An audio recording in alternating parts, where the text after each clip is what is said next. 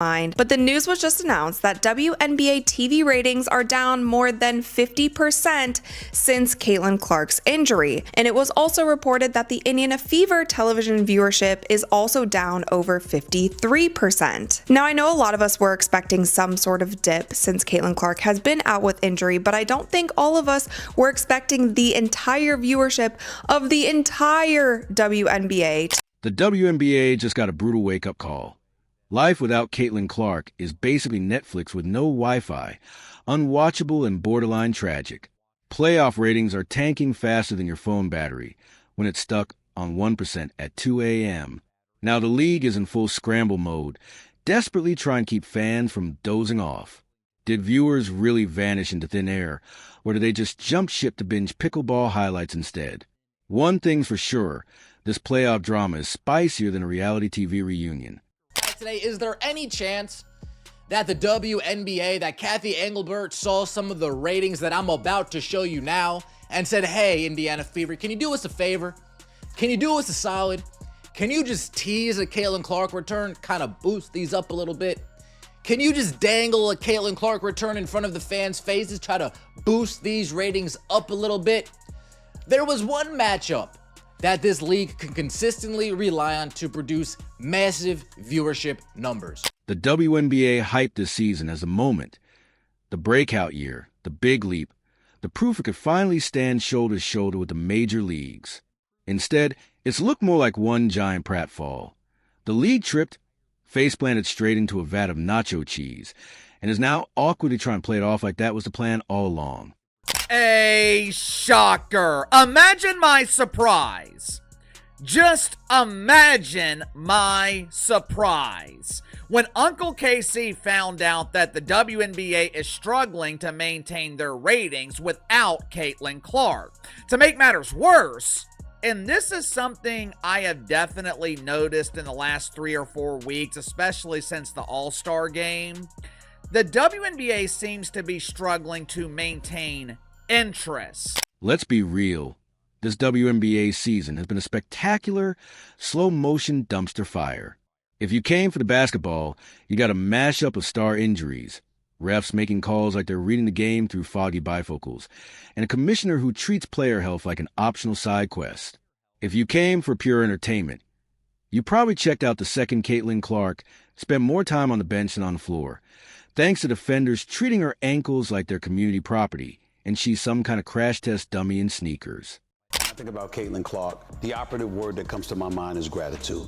There's an incredible level of gratitude that should be accorded to this young lady with what she did for the sport. How was the attendance for Team USA in the Olympics? What would it have been like if Caitlin Clark was playing on that team? Remember the first game? Look at this right here.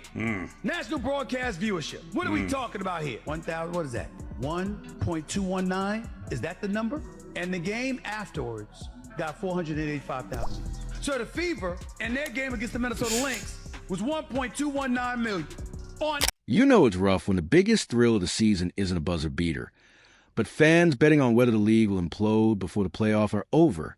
Spoiler, it's still standing, but barely, held together by a single strip of duct tape labeled, "Please don't look too closely at this mess." WNBA's black superstars should thank their lucky stars for the record ratings Caitlin Clark is detonating, even if new fans are mostly white fans. It doesn't matter what color eyeballs are. But the other day, I must admit, it hit me like Katie Bell Henderson telling me that's enough. I told myself it's not racist for me to like Caitlin. And speaking of bad, let's talk officiating. The refs this season look like they were recruited straight out of mall food court during peak lunch hour. One still chewing on Sparrow pizza while debating a flagrant. Another seemed convinced they're calling a roller derby instead of basketball. Consistency? Somewhere between a magic 8-ball and a fortune cookie. One game, a full-on shove is nothing. Next game, someone sneezes too loudly and they're ejected. If refs had a stat line this year, it had read, turnovers, 0. Bad calls, every. Single. Possession. The WNBA has a problem. And that problem is Caitlin Clark not playing in WNBA games. Now, what all does this affect? The ratings are plummeting. Guys, there's ratings for a couple of these games that are eye-poppingly. Now, let's talk injuries. Because this season the WNBA looks less like a basketball league and more like an orthopedic surgeon's holiday shopping spree. Caitlin Clark has logged more hours rehabbing than actually playing, mostly because defenders act like she owes them back rent. Every trip to the rim feels like a new episode of How Hard Can We Hit Caitlin Before the Ref Blinks? Spoiler. Harder than you'd think. But Clark isn't the only casualty in this basketball apocalypse. The commissioner's office practically exhales in relief every time another star goes down. Great, one less headache to market. Sophie wasn't enough. So Angel Reese decided mid-season, you know what? I'm out. In most leagues, that'd be headline-level shocking. In the W, it feels more like a Yelp review of the league itself. Because let's be honest, if your commissioner can't run the show, your refs look like dropouts from clown school, and players are dropping faster than flies on a July afternoon, then yeah, why wouldn't someone bail? Reese probably figured Instagram was safer than suiting up for another game where she gets tackled like she's auditioning for the NFL. That's not a trend that the WNBA is excited about. That's a trend that Kathy Engelbert would say, hey, Fever, hey, Lynn Dunn, hey, Kelly, hey, Amber, can you guys start dangling that Caitlin Clark return like you used to do? You know, before Caitlin Clark gave a statement and you guys were hands off.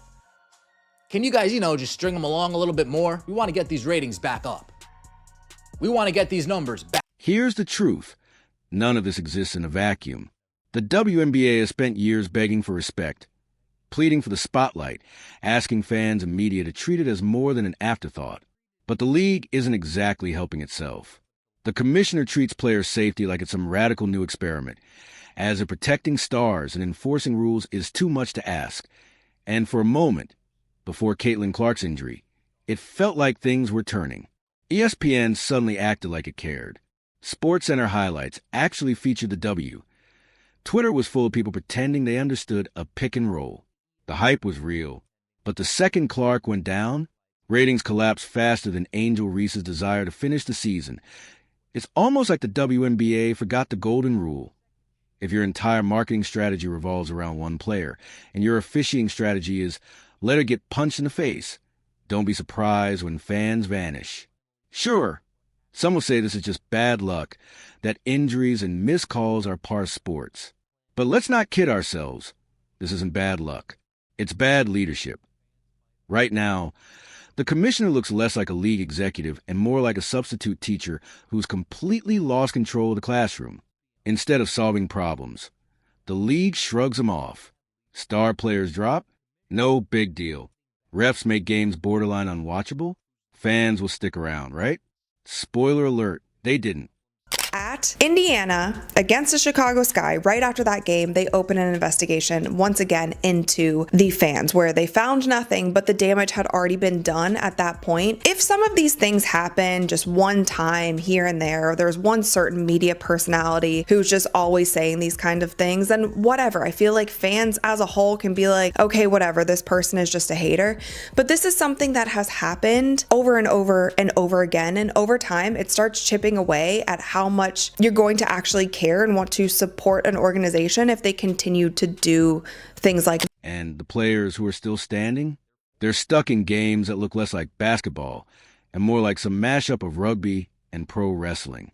Half the time you don't know if you're watching the playoffs or WWE SummerSlam, just waiting for someone to pull out a steel chair. Meanwhile, the commissioner keeps giving interviews about growth and momentum.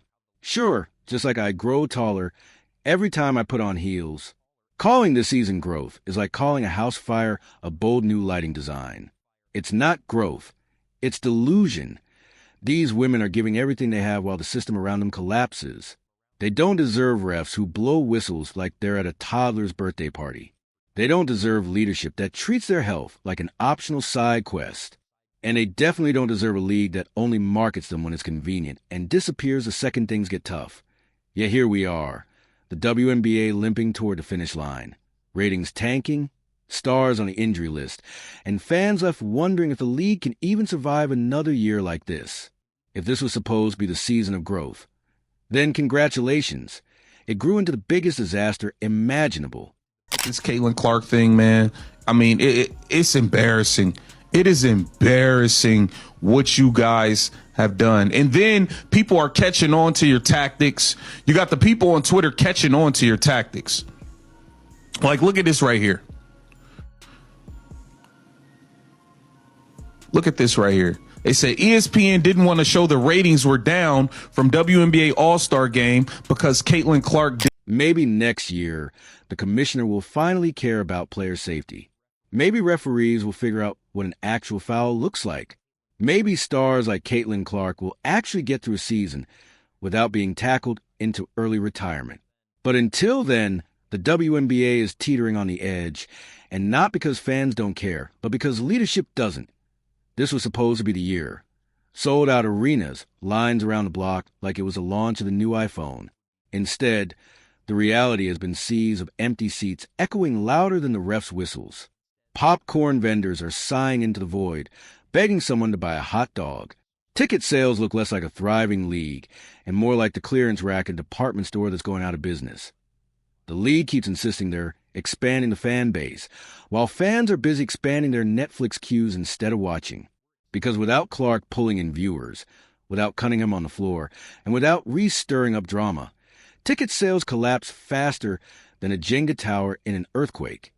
And the funniest part? The spin. Social media posts still roll out like nothing's wrong. Asterisk, another exciting night of WNBA action.